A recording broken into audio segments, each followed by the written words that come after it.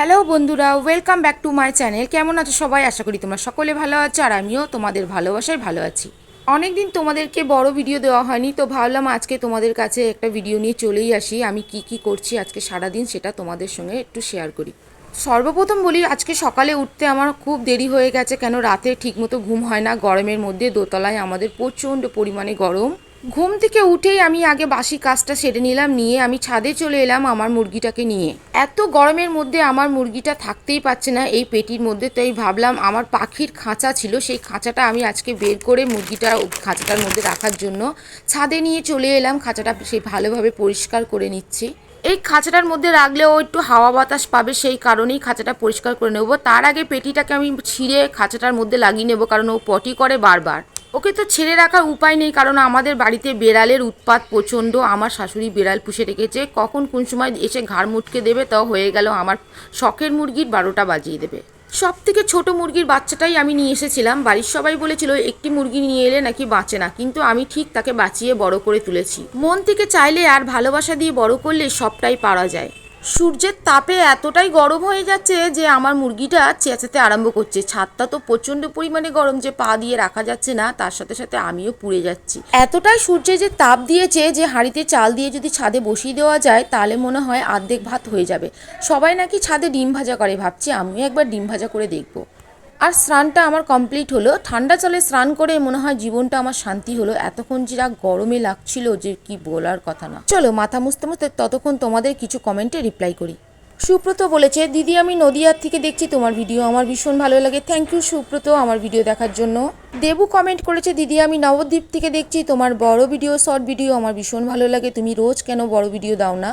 তো আমার রোজ বড় ভিডিও দেওয়া সম্ভব হয় না, আমি চেষ্টা করব বড় ব্লগ প্রতিদিন দেওয়ার। থ্যাংক ইউ দেবু আমার ভিডিও দেখার জন্য। বাংলাদেশ থেকে আঁখি কমেন্ট করেছে, দিদি তোমার ভিডিওগুলো আমার ভীষণ ভালো লাগে, তুমি কিন্তু ভিডিওর ব্যাকগ্রাউন্ডটা আরও ভালো করে করবো। অবশ্যই চেষ্টা করবো ভিডিওর ব্যাকগ্রাউন্ড ভালো করে করার। আর আমার ভিডিও দেখার জন্য অনেক অনেক ধন্যবাদ রইল তোমাকে। বাকি কমেন্টগুলো আমি পরের ভিডিওতে বলবো। এখন আমার ভীষণ জোরে খিদে পেয়েছে, তো কিছু খেয়ে নেবো। ছেলেটাকেও কিছু দেওয়া হয়নি, ছেলেটাকেও খেতে দেবো, কারণ অনেক বেলা হয়ে গেছে, খাওয়া হয়নি। আজ আর ঘরে খাবার করা যাবে না, কারণ অনেকটাই বেলা হয়ে গেছে বাইরের থেকে, তাই খাবার আনিয়ে নিলাম। খাবারের মধ্যে কি আছে তোমাদেরকে একটু বলি, কারণ আছে কচুরি আর তরকারি। কিসের তরকারি বলতে পারবো না, এখন আবার ঢালি তারপরে দেখা যাবে।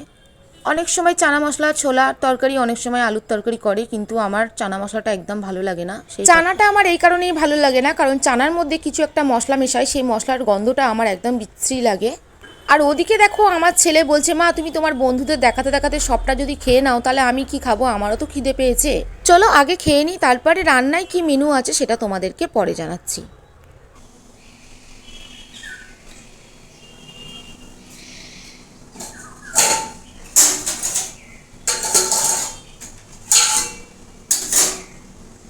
তো বন্ধুরা, তো আজকে আমি রান্না কি করব তোমাদের সঙ্গে আগে বলে দিই। রান্না করব হচ্ছে এই দেখো এঁচোড়। তো এই এঁচোড় রান্না করব আজকে। এই এঁচোড়টা আমার বড় জেঠুর বাড়ির গাছের এঁচোড়।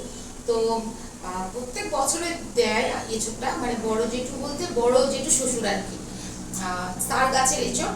এই তো এই এঁচোড়টা রান্না করবো। কার এঁচোড় কিন্তু চিংড়ি মাছ দিয়ে অনেকে খায়, বাট আমার একদম ভালো লাগে না চিংড়ি মাছ দিয়ে। তো আমার নিরামিষটাই বেশি ভালো লাগে এঁচোড়। তো আজকে শুধু এঁচোড় করবো, কেন অনেকটা বেলা হয়ে গেছে। এঁচোড়ের তরকারি করবো, ডাল মাল করবো না, আর ভাত করব। ভাত তো বসিয়ে দিয়েছি। তো কার ভালো লাগে এঁচোড় খেতে অবশ্যই কমেন্টে জানাতে একদম ভুলবে না কিন্তু। তো আমার মা এঁচোড় কাটে খুব সুন্দর, বাট আমি কিন্তু এঁচোড় কাটতে পারি না। কাটতে পারি না বলতে হাতে ভীষণ আঠা লেগে যায়, ওই কারণেই ভয় লাগে, আর কিছু না। তো তোমাদের সঙ্গে তো আমি রান্না কাটাকুটিটা শেয়ার করতে পারবো না, বাট এই কারণেই যে আমার ক্যামেরা ধরার কেউ নেই। তো তোমরা সবই জানো, আমাকে আমার সব কাজটাই আমাকে করতে হয়। তো ফোন ধরার মতো কেউ নেই, তো সব কিছু আমি একটা জায়গায় রেখে তারপরে মানে কাজ করি। তো এখন আমি রান্নাঘরে কাটাকুটি করব আর রান্না করব, সেটা তোমাদের দেখাতে পারবো না।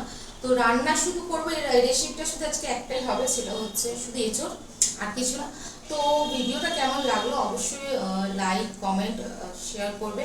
আর কার কার এঁচোড় খেতে ভালো লাগে অবশ্যই কমেন্টে জানাবে। তো আজকের মতো ভিডিওটা আমি এখানে শেষ করলাম। টাটা।